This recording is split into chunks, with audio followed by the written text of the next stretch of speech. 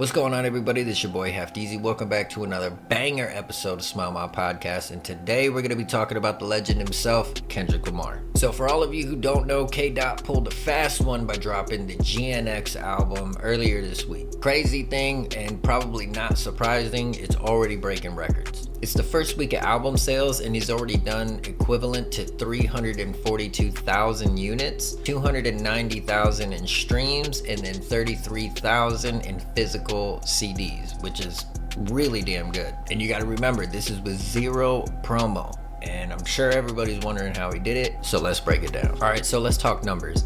Now, according to Hits Daily, GNX came out and did 324,000 units. Now, on an average for most artists, they would want to kill for about half of that. And we're talking for a full-blown rollout as far as a promo campaign on an album. And what's even crazier is Kendrick is outperforming albums that he's dropped years ago. For example, Kendrick's Good Kid and Mad City are still selling mad albums to this day here in 2024. Now here's the thing, these numbers just aren't a flex. It shows how much Kendrick Lamar's work actually resonates with his fans, which is extremely important. And we're talking about new fans and old fans, so he's reaching them all. I mean, this dude is able to drop an entire album and not drop an Instagram teaser and still break records. Now that's some dominating star power if I ain't never seen it. But GNX isn't just about the numbers. GNX is actually about the content and what's in the album. Kendrick is the type of artist to give people food for thought, and this album is no different. Whether it's storytelling,